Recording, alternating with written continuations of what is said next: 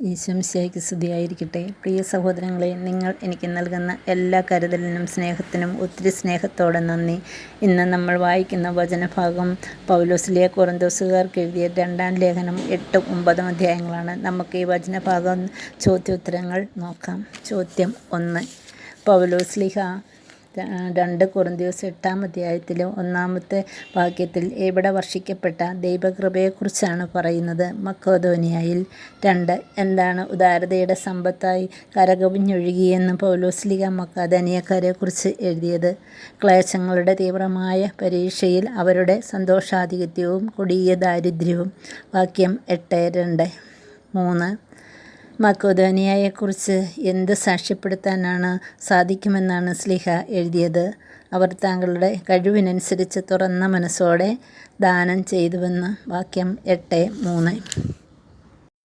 ചോദ്യം 4. എന്തിന് താങ്കളെയും കൂടി ഭാഗവാക്കാക്കണമെന്നാണ് മക്കെദോനിയക്കാർ പൗലോസ്ലീഹായോട് അപേക്ഷിച്ചത്?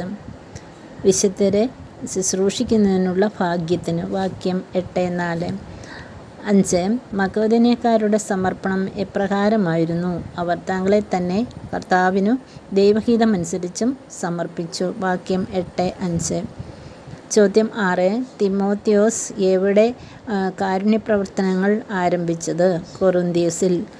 7. കൊറിന്തോസുകാർ ഏതെല്ലാം കാര്യങ്ങളിൽ മികവ് നിലനിൽക്കുന്നവരായിരുന്നു എന്നാണ് സ്ലീഹ എഴുതിയത്? വിശ്വാസം, പ്രഭാഷണം, വിജ്ഞാനം, ഉത്സാഹം, സ്നേഹം. വാക്യം 8-7. ചോദ്യം 8. അവൻ സമ്പന്നനായിരുന്നിട്ടും നിങ്ങളെ പ്രതി ദരിദ്രനായി തൻ്റെ ദാരിദ്ര്യത്തിൽ നിങ്ങൾ സമ്പന്നരാകാൻ വേണ്ടി തന്നെ ആരെക്കുറിച്ചാണ് സ്ലീഹ ഇങ്ങനെ എഴുതിയത്? നമ്മുടെ കർത്താവായ യേശുക്രിസ്തുവിനെക്കുറിച്ച്. വാക്യം 8-9.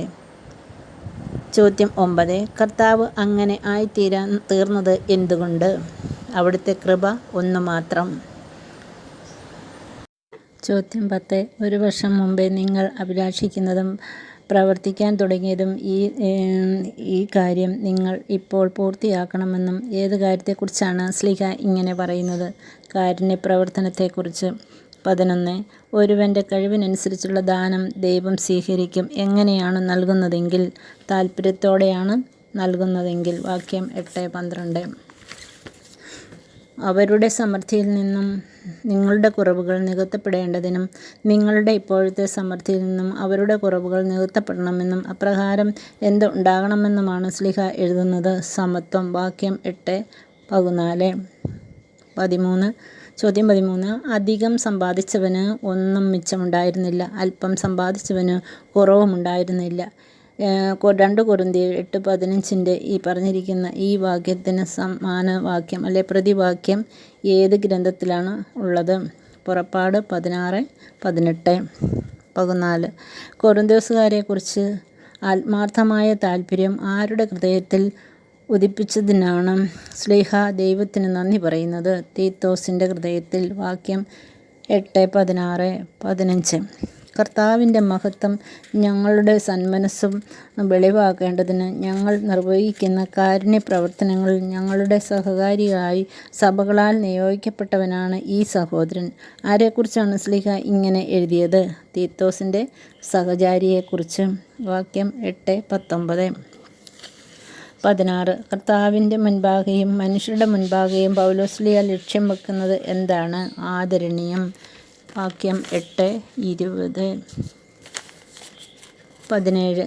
നിങ്ങളുടെ ഇടയിലെ ശുശ്രൂഷയിൽ എൻ്റെ പങ്കുകാരനും സഹപ്രവർത്തകനുമാണ് അവൻ.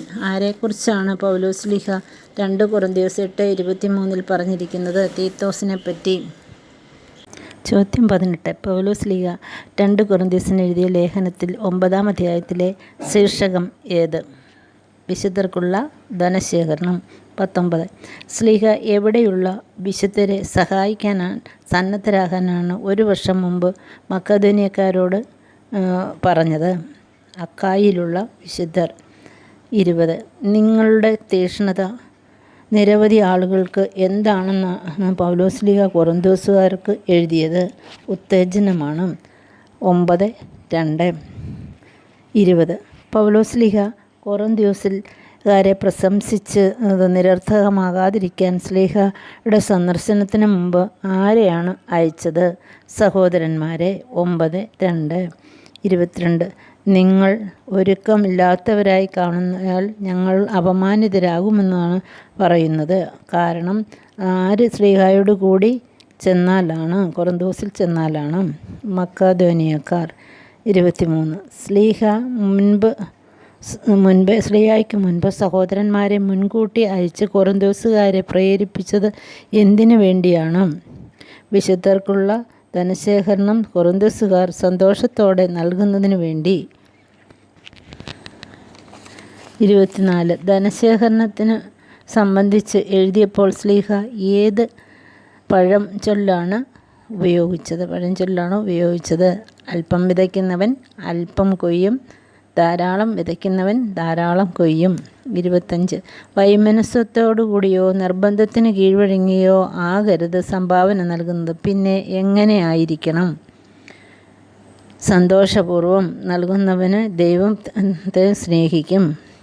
26. അവൻ വാരി വിതറി അവൻ ദരിദ്രർക്ക് ദാനമായി അവൻ്റെ നൽകി അവൻ്റെ നീതി എന്നേക്കും നിലനിൽക്കും.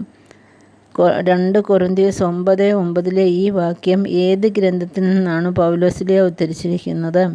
സങ്കീർത്തനം 112:9. 27. വിതക്കാരന് വിതയ്ക്കാൻ വിത്തും ഭക്ഷിപ്പാൻ അപ്പവും നൽകുന്നത് ആരാണ്?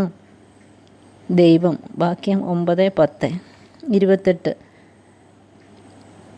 നിങ്ങൾക്ക് വിതയ്ക്കാനുള്ള വിത്ത് തരികയും അതിനെ വർദ്ധിപ്പിക്കുകയും ചെയ്യുന്നത് ആര്? ദൈവം. 9:10. 29. നിങ്ങൾ ഉദാരശീലരാകേണ്ടതിന് ദൈവം നിങ്ങൾക്ക് എല്ലാവിധത്തിലും സമ്പന്നരാക്കുന്നതും അതുവഴി ഞങ്ങളിലൂടെ ദൈവത്തിന് എന്ത് നൽകുമെന്നും ആണ് ശ്ലീഹ എഴുതിയത്. സ്തോത്രബലിയായി നൽകുന്നതാണ്. 30. എന്താണ് സേവനത്തിൻ്റെ ശുശ്രൂഷ എന്ന് ശ്ലീഹ എഴുതിയത്? വിശുദ്ധർക്ക് വേണ്ടിയുള്ള ധനശേഖരണം. 31. ആരാണ് ക്രിസ്തുവിൻ്റെ സുവിശേഷം ശിരസ വഹിക്കുന്നതിനുള്ള വിധേയത്വം കാണിച്ചത്? കൊറിന്തോസുകാർ. വാക്യം 9:13. നിങ്ങൾക്കുള്ള കൂട്ടായ്മയുടെ ഔദിത്യം വഴിയും നിങ്ങൾ ശുശ്രൂഷ ചെയ്യപ്പെടുന്നതിന് ബോധ്യപ്പെട്ട് അവർ ദൈവത്തെ സ്തുതിക്കും. ആരുടെ കാര്യമാണ് ശ്ലീഹ കൊറിന്തോസുകാർക്ക് എഴുതിയത്? ജെറുസലേമിലെ വിശുദ്ധരെക്കുറിച്ച്. വാക്യം 9:3. 32. അവർണ്ണനീയമായ ദാനത്തിന് ദൈവത്തിന് സ്തുതി. പരിശുദ്ധ കുർബാനയിലെ ഈ സ്തുതിപ്പ് ഏത് ഗ്രന്ഥത്തിലാണ് ഉള്ളത്? 2 കൊറിന്ത്യസ് 9:15. Thanks for watching.